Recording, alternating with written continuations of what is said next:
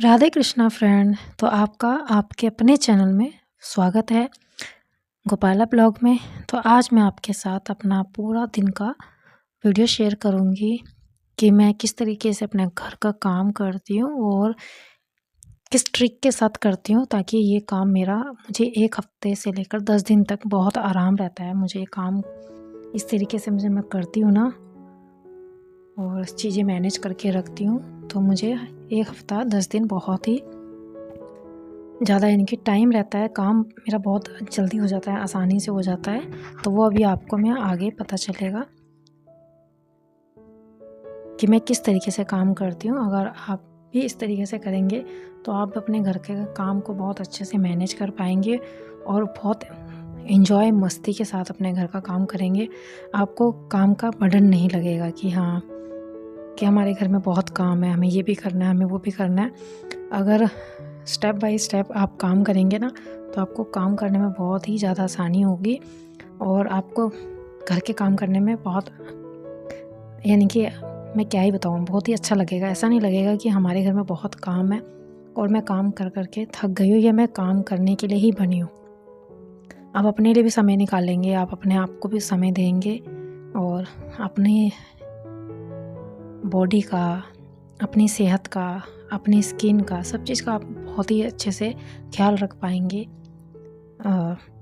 जो हम house wife है, हमें पूरा घर का हमारी पे जिम्मेदारी होती है, घर के काम की, स्कूल बच्चों का, हस्बैंड जी के ऑफिस काम, जो भी यानी कि A to Z हमें हमारे पे ही सारा यानी कि रहता है। अगर हम घर में अकेले एक लेडीज़ काम करने वाली है, हेल्पर भी नहीं है और साथ में भी कोई हेल्प करने वाला नहीं है। जैसे अगर बेटियां होती हैं, अगर वो पढ़ाई कर रही होती हैं तो हम उनसे घर के काम में नहीं लगा सकते हैं।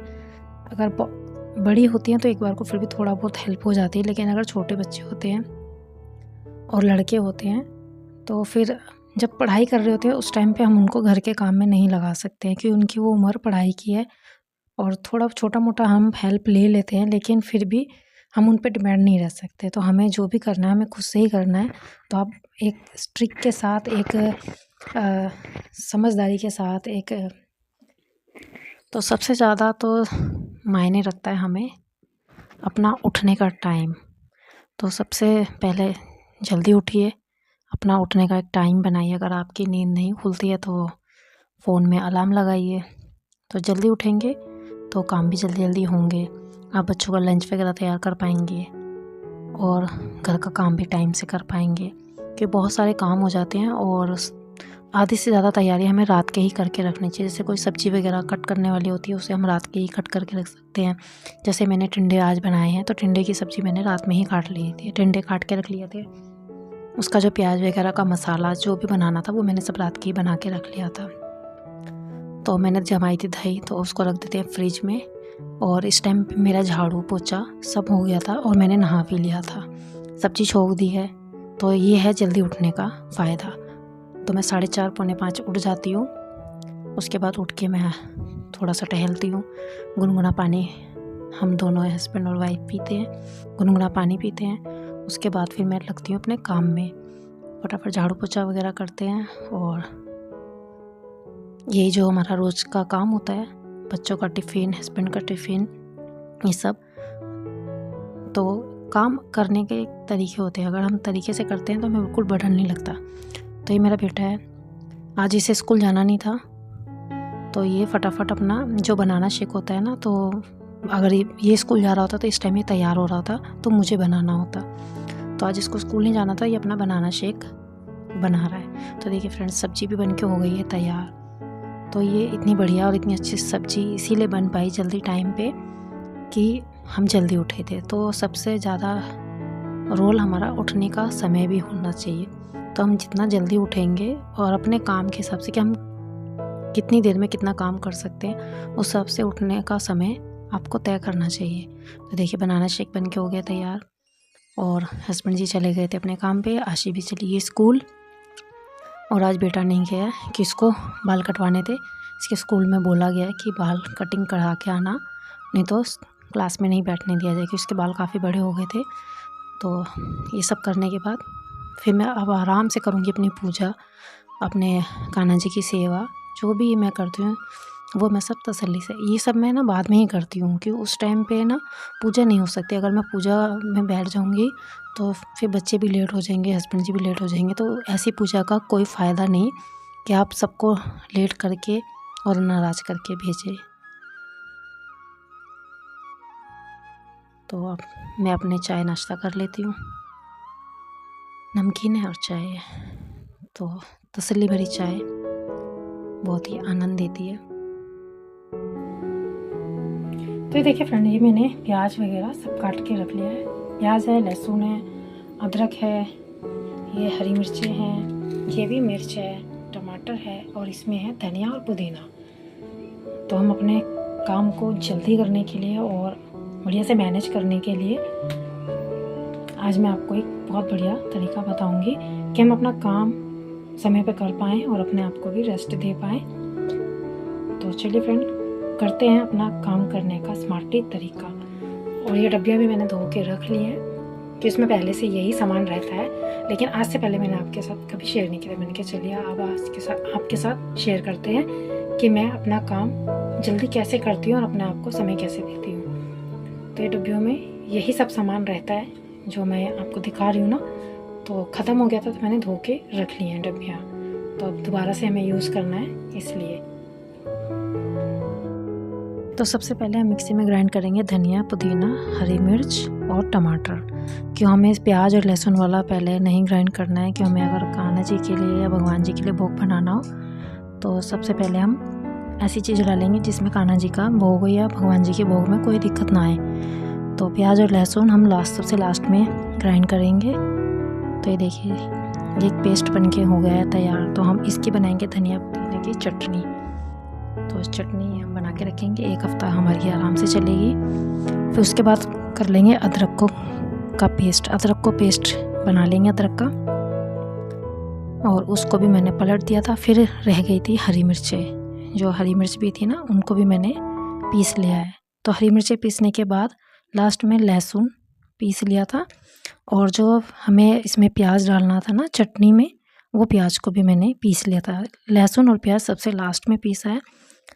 और फ्रेंड उसके बाद हम आ गए थे एक और चीज़ बनाने के लिए। तो ये है मिर्चें, इसको मैंने बीच में से चीरा लगा लिया था, यानी कि 2 कर लिए थे, और पूरा यानी कि जड़ तक नहीं काटा था, बीच में से छोड़ दिया था। उसके बाद मैंने सरसों का तेल गरम करा और उसमें राई और जीरा ये सब मैंने डाला, और सौंफ यानी कि जो अचार का मसाला होता है ना वो मैंने डाला खड़ा। और एक मसालदानी मैंने कर रखी है ताकि मुझे सामान ढूंढना ना पड़े। खड़े मसाले सारे एक मसालदानी है उसी में रख रखे। 5 या 6 उसमें बॉक्स बने हुए हैं, 6-7 बॉक्स बने हैं। तो उसमें इतनी चीज़ें आ जाती हैं, खड़े मसाले, लौंग, इलायची, गोल मिर्च, जो भी यानी कि हमें चाहिए होते हैं वो। तो मसालों में हम इसमें क्या डालेंगे, नमक डालेंगे और थोड़ा सा डालेंगे इसमें हींग, और अमचूर पाउडर इसमें थोड़ा ठीक ठीक डालेंगे ताकि थोड़ा खट्टा सा टेस्ट आता है ना। और ये हरी मिर्चें तो थोड़ी यानी कि फीकी थी, ज़्यादा तीखी नहीं थी, तो इसमें थोड़ी सी मैं लाल मिर्ची भी डालूँगी। तो ये अचार वाली थी यानी कि तीखी वाली नहीं थी। तो फ्रेंड ये भी एक हमारा इसमें रोल है इसका भी, कि कभी हमें कुछ ऐसा खाना हो तो दाल सब्जी के साथ ये हमारे स्टोर रहेंगी, तो हम इसको बना के स्टोर करके रखेंगे। तो हमने आज कई चीज़ें स्टोर करने के लिए बना के रख लिया। तो ये हमारी जो ट्रिक है ना, ये हमारा जो तरीका है काम करने का, ये हमारा हफ्ता या 10 दिन यूज़ में आएगा। तो जैसे अभी ये रोटी के साथ हमें खानी है मिर्ची, तो हम दाल है, रोटी है, उसके साथ खाएंगे तो टेस्ट खाने का बढ़ जाता है और सेहत में भी नुकसान नहीं देता है। जैसे हम लाल मिर्च वगैरह सेहत के लिए सही नहीं होती। तो साथ साथ जितना भी मेरा ये काम बढ़ा था ना, मैंने साथ साथ अपना किचन भी समेटती चली गई हूँ ताकि मेरे पे प्रेशर ना रहे, क्यों रात का खाना भी बनाना है अभी। और इसलिए थोड़ा काम अपनी समझदारी के साथ हमें करना चाहिए, छोड़ना नहीं चाहिए। छोड़ दिया तो फिर वो बढ़ जाता है, फिर किचन वगैरह गंदा रहेगा तो कॉकरोच वगैरह होने का भी डर रहता है। तो साथ साथ मैं क्लीन करती रहती हूँ। तो जो मिक्सी के जार वगैरह थे और जो कटोरियों में मैंने के पलट के रखा था ना सामान, उन सबको मैंने यानी कि धो के रख दिया है साथ साथ।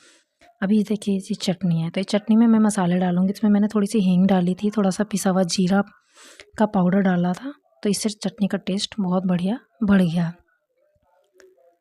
और ये देखिए, तो इसमें मैंने ना नमक नहीं डाला था। और ये देखिए प्याज और लहसुन का पेस्ट जो मैंने अलग से बनाया था ना, पेस्ट यानी कि सब्ज़ी के लिए भी बना के रखा है स्टोर करके, और थोड़ा सा इसमें डाल दिया है। और कान्हा जी के लिए मैंने जब चटनी पीसी थी तभी उनके यानी कि भगवान जी के लिए मैंने पहले ही नहीं, जैसे कभी हमारे भगवान जी का भी मन हो हमें भोग लगाने के लिए, तो मैंने उनके लिए पहले ही सबसे पहले उन्हीं के लिए निकाल दी थी, अलग निकाल के डब्बी में भर के रख दी है इनके लिए। अभी मैं आपको आगे दिखाऊंगी। तो ये देखिए इस डब्बे में स्टोर कर रख लेंगे और इसको हम रख देंगे फ्रिज में। तो हो गया ना फ्रेंड हमारा काम कितना आसान।